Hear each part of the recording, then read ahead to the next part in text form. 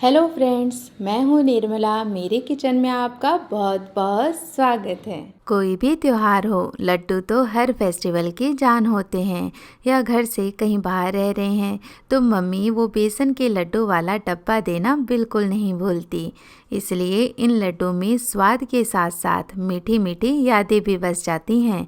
तो आज हम ऐसे ही पारंपरिक तौर से बने बेसन के लड्डू बनाएंगे जो इतने ज़्यादा सॉफ्ट और दानेदार होंगे कि खाते ही मुंह में घुल जाएंगे। तो चलिए फ्रेंड्स, ये सुपर टेस्टी बेसन के लड्डू बनाना शुरू करते हैं। इसके लिए सबसे पहले एक मिक्सिंग बोल के अंदर ले लेंगे बेसन। तो यहाँ पर इस कटोरी को माप करके टोटल मैं 2 कटोरी बेसन ले रही हूँ। तो मैं माप आपको ग्राम्स में भी बताऊँगी और इस तरह से कोई भी आप बर्तन ले सकते हैं, उससे भी नाप करके ले सकते हैं।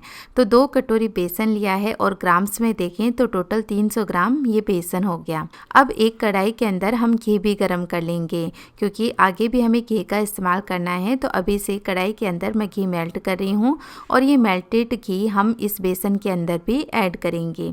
तो लगभग 3 से 4 बड़े चम्मच यहाँ पर मैंने घी का इस्तेमाल किया है और अब घी को बेसन के अंदर अच्छे से मिक्स कर लेंगे। तो यहाँ पर जब घी का मोइन हम बेसन के अंदर लगा देते हैं और फिर इसकी जो हम मुठियाँ तैयार करते हैं वो बहुत ही ज़्यादा खस्ता बनती हैं। इससे जो लड्डू बनते हैं वो भी बहुत ज़्यादा टेस्टी बनते हैं। तो घी अच्छे से मिक्स कर लिया है और ऐसे ही इस तरह मुट्ठी में होल्ड करके देखेंगे तो बेसन है वो मुट्ठी में इकट्ठा हो रहा है। तो बस इतना घी परफेक्ट है। अब हम इसमें थोड़ा थोड़ा करके पानी ऐड करते जाएंगे और इसका आटा लगा करके तैयार करेंगे। अब बेसन जो होता है ना वो गूंथते समय बहुत ही ज़्यादा हाथों की चिपकता है, तो आप बिल्कुल भी टेंशन मत लीजिए, ये अपने आप ही धीरे धीरे उतर जाएगा। एक बार बस इसे अच्छे से इकट्ठा कर लें और जब एक बार इकट्ठा हो जाए तो ये जो डो आपकी चिपक जाता है हाथों के, उसे किसी नाइफ या स्पून की हेल्प से उतार लें और फिर हाथों को थोड़ा सा घी से ग्रीस करके और फिर बेसन को मसलेंगे। तो सारा जो डो होगा ना बेसन का वो एक जगह इस तरह से इकट्ठा हो जाएगा।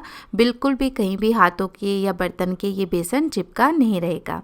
तो बस ये 2 मिनट में लग कर के तैयार हो जाता है। ज़्यादा गूंदने की इसे ज़रूरत नहीं होती है।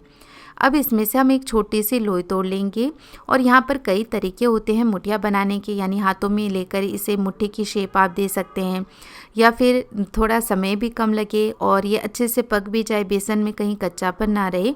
इसके लिए आप ये कर सकते हैं कि चकले ऊपर इसे रख कर के इस तरह सिलेंड्रिकल शेप में घुमाएं, यानी जैसे गट्टे बनाते हैं ना बेसन के, बस वैसे ही बना करके हम इसे तैयार कर सकते हैं। तो कोई भी तरीके से बनाएं, सब तरीके आसानी है। तो इस तरह से बेसन को मैंने ये गट्टे की शेप दे ली है और इसे छोटे छोटे पीसेस में कट कर लेंगे ताकि जब हम इन्हें घी में फ्राई करें तो ये बिल्कुल भी कच्चे नहीं रहें और अच्छे से फ्राई हो जाएं। तो यहाँ पर इस तरह चाकू से काट कर भी कर सकते हैं, नहीं तो सिंपली आप हाथों में थोड़ा सा मिश्रण लेकर के हाथों से भी इसे ऐसे बना सकते हैं। तो दोनों ही तरीके बहुत ही आसान है। इधर घी हमने गर्म होने के लिए चढ़ा दिया था, तो अब ये भी गर्म हो गया है। गैस का फ्लेम हम लो ही रखेंगे और एकदम मंद आंच पर हम इन्हें धीरे धीरे फ्राई करेंगे ताकि ये अंदर से अच्छे से पक जाएं और बिल्कुल भी कच्चे नहीं रहें। अब देखिए सारे जो मैंने पीसेस बनाए थे वो मैंने एक साथ ही इसके अंदर डाल दिए हैं। अच्छा, इन लड्डुओं की विशेषता ये भी है कि बहुत ज़्यादा मात्रा में घी एब्सॉर्ब नहीं करते हैं, यानी आप कम घी का इस्तेमाल करके भी ये लड्डू बना सकते हैं। यहाँ पर मैंने क्योंकि एक साथ ही इन्हें फ्राई किया है तो थोड़ा सा घी ज़्यादा ले लिया है, नहीं तो आप एकदम कम घी लेकर इन्हें बैचेस में भी फ्राई कर सकते हैं। और ये जो घी बच जाता है ना, आप इसे दोबारा यूज़ कर सकते हैं, इसे फेंकने की ज़रूरत नहीं है क्योंकि ये बिल्कुल भी ख़राब नहीं होता है। अब देखिए जैसे जब इसे हम इन्हें फ्राई करेंगे तो ये इतने ज़्यादा खस्ता होते जाएंगे कि फटने लगेंगे और फटने से हमें ये हेल्प मिलेगी कि ये अंदर से भी बिल्कुल अच्छे तरीके से पक जाएंगे, कच्चे नहीं रहेंगे। तो आप कोई भी शेप बना लें, लेकिन ये जो तरीका है ना वो ईजी भी है क्योंकि फटाफट से बन भी जाता है। और इस तरह से जब हम इन्हें शेप देते हैं तो ये फूलते हैं और फूलने के कारण जब स्टीम बाहर आती है तो ये फट जाते हैं और फटने के कारण घी अंदर तक जाकर इन्हें बढ़िया से एकदम पका देता है। तो बेसन का बिल्कुल भी कच्चा टेस्ट नहीं आता है इन लड्डुओं में। अब जैसे ही ये पक जाएंगे, बढ़िया लाल हो जाएंगे, एक बर्तन के अंदर इन्हें ट्रांसफ़र कर लेंगे और अच्छे से ठंडा होने देंगे। और ठंडा होने के बाद देखिए जैसे ही हाथ लगा रहे हैं कितनी आसानी से ये टूट रहे हैं, क्योंकि ये बहुत ही ज़्यादा खस्ता है और अंदर से पक गए हैं। तो बस इन्हें मैं इस तरह से तोड़ लेती हूँ ताकि इन्हें ग्राइंड करना आसान रहे। तो ये मैंने सारे पीसेस तोड़ लिए हैं, इन्हें एक ग्राइंडर जार में ट्रांसफ़र कर लेंगे और बस सिंपली इन्हें ग्राइंड कर लेंगे। तो इस तरह से दानेदार पाउडर इनका बनकर के तैयार हो जाता है, जिससे लड्डू भी बहुत ही ज़्यादा दानेदार बनते हैं और सॉफ्ट भी होते हैं। नहीं तो क्या होता है, कई बार लड्डू दानेदार तो होते हैं लेकिन वो सॉफ्ट नहीं होते हैं, लेकिन ये लड्डू बहुत ही ज़्यादा सॉफ्ट रहते हैं। तो इस तरह से देखिए, क्योंकि ये खस्ता थे पीसेस तो बहुत ही आसानी से ग्राइंड हो गए हैं, बिल्कुल भी मेहनत नहीं करनी पड़ी। चलिए अब हम इन लड्डुओं की चाशनी तैयार कर लेंगे। चाशनी बनाने के लिए हम फिर से ले लेंगे 300 ग्राम चीनी, यानी जितना आप बेसन ले रहे हैं ना उतनी ही आपको चीनी का इस्तेमाल करना है।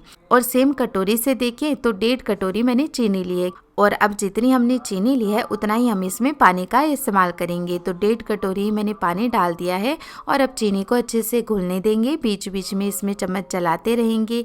अब चीनी की हमें एक तार की चाशनी बना करके तैयार करनी है। यदि आपको चाशनी बनाने में डिफ़िकल्टी आती है, समझ में नहीं आता है, तो कोई टेंशन मत लीजिए। जब चाशनी को पकते हुए 10 मिनट हो जाएं तब क्या करेंगे, थोड़ी सी चाशनी एक प्लेट में निकालें, थोड़ा ठंडा करें और इस तरह उंगलियों के बीच इसे चिपका करके देखें। यदि उंगलियों के बीच एक बढ़िया सा तार बन रहा है, यानी चाशनी एकदम परफेक्ट है, तो इस तरह से हमें एक तार की चाशनी बना करके तैयार करनी है।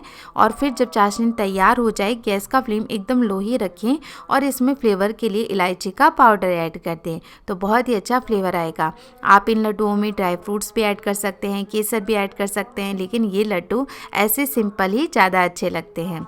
अब जैसे ही इसमें इलायची मिक्स कर लेंगे, ये ग्राइंड किया हुआ बेसन का मिश्रण कढ़ाई के अंदर डालेंगे और इसे अच्छे से मिक्स कर लेंगे।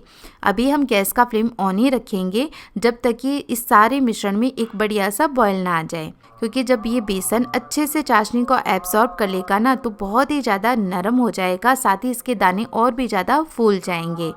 इन लड्डुओं की खास बात ये भी है कि थोड़ी सी बेसन से हम ढेर सारे लड्डू बना करके तैयार कर सकते हैं। तो देखिए जो मिश्रण और चाशनी है वो अच्छे से एक दूसरे में घुल मिल गए हैं, तो हम गैस का फ्लेम ऑफ कर देंगे और ऑफ करने के बाद भी इसे हम लगातार चलाते रहेंगे। जैसे जैसे ये मिश्रण ठंडा होता जाएगा बहुत ही ज़्यादा गाढ़ा हो जाएगा, क्योंकि जो इसके अंदर चाशनी हमने बनाई है वो धीरे धीरे वापस से चीनी बनने लगती है। तो जैसे हम खांड बना करके अलग से चाशनी की तैयार करते हैं, सेम वही इसमें होता है। तो मैंने इस मिश्रण को अच्छे से ठंडा कर लिया है और जैसे ही ये ठंडा हो जाएगा ना तो और हाथों से हम इसे फोड़ेंगे तो ये भर भर आके अपने आप ही ऐसे सेपरेट हो जाएगा, एकदम दानेदार फॉर्म में हो जाएगा।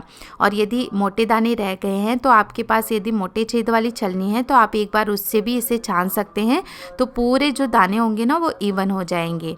और देखिए कितना देखने में ऐसे लग रहा है कि इससे लड्डू बन पाएंगे कि नहीं बन पाएंगे, लेकिन जैसे ही मैंने हाथ में लिया है कितनी आसानी से इससे लड्डू बन करके तैयार हो गए हैं।